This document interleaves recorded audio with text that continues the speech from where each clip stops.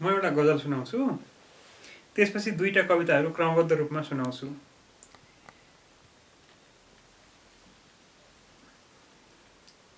गजल यस्तो छ।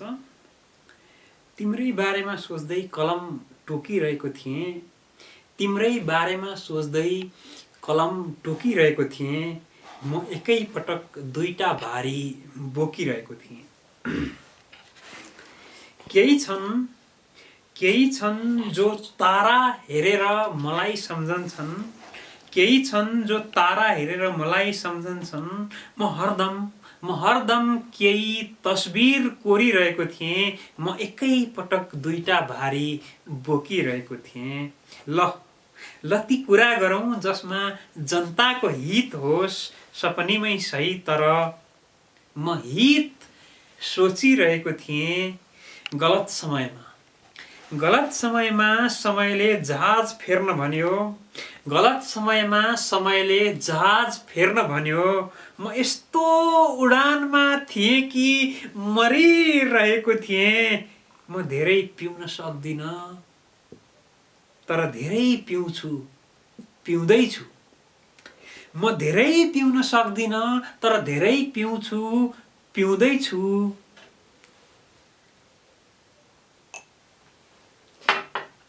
उफ, म उल्लु कसका सामु यो सब भनिरहेको थिएँ। म एकै पटक दुईटा भारी बोकिरहेको थिएँ। आगो समाउने आदेश भो र यो नाटक गरियो, आगो समाउने आदेश भो र यो नाटक गरियो। त्यही बेला पोलिनुको विकल्प खोजिरहेको थिएँ। कोपिलाले शान्तसँग स्तनपान गरिरहेको थियो।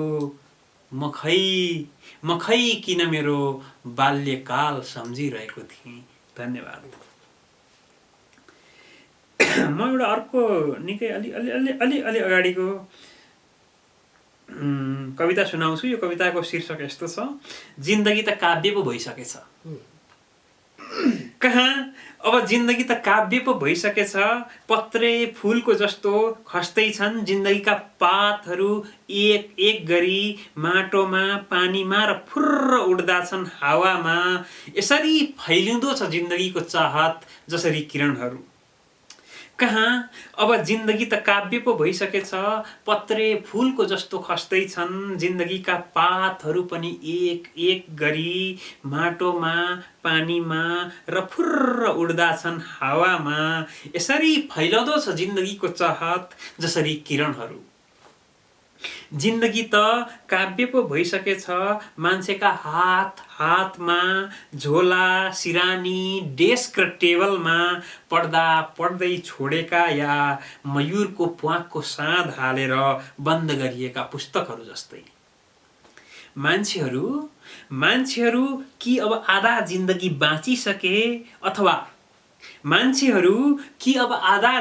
बाँचिसके अथवा ब्ल्याङ्केट ओढेर यो जाडोमा पढिरहेछन् जिन्दगीको किताब चिया कफीको सुरुप्पसँगै। पढिरहेछन् जिन्दगीको किताब चिया कफीको सुरुप्पसँगै, वा प्रेमिकाको टाउको सुमसुम्याइसँगै, वा कान्तिपुर डायरीसँगै, वा आमाहरूले गाउने हरि भजनसँगै आदि इत्यादि। हो अबको आधा जिन्दगी काव्य नै रहिरहनु पर्छ।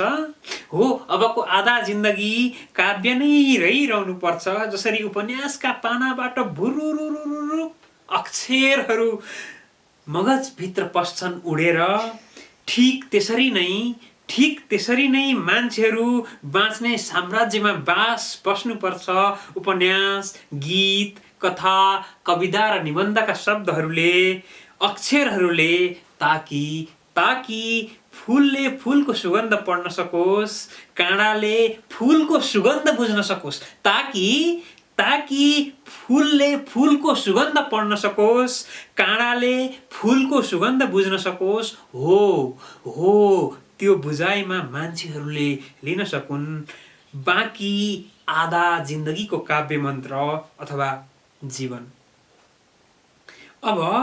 अब जिन्दगी त काव्य पो भइसकेछ, पत्रे फुलको जस्तो खस्दै छन्, जिन्दगीका पातहरू पनि एक एक गरी माटोमा पानीमा र फुर्र उड्दा छन् हावामा। यसरी फैलाउँदो छ जिन्दगीको चाहत जसरी किरणहरू।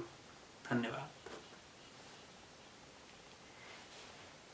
यो दोस्रो भयो। अर्को एउटा कविता पनि मैले चाहिँ सुनाउनु पर्छ कि जस्तो लागिरहेछ। पर्खनुहोस् है, म खोज्दैछु।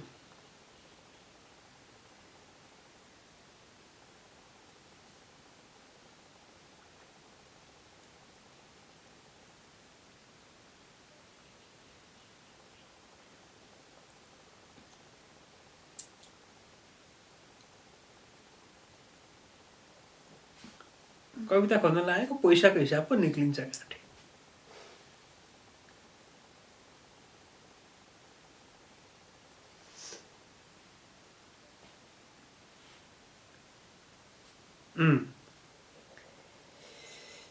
यो कविताको शीर्षक चाहिँ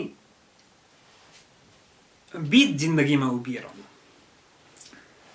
विभाजित जिन्दगीको बीचतिर उभिएर अगाडि हेरिरहेको छु, पछाडि हेरिरहेको छु। विभाजित जिन्दगीको बीचतिर उभिएर अगाडि हेरिरहेको छु, पछाडि हेरिरहेको छु। जिन्दगी शब्दकोश हेरेपछि थाहा लाग्ने उर्दू अल्फाज झैं मौन छ। जिन्दगी शब्दकोश हेरेपछि थाहा लाग्ने उर्दू अल्फाज झैं मौन छ।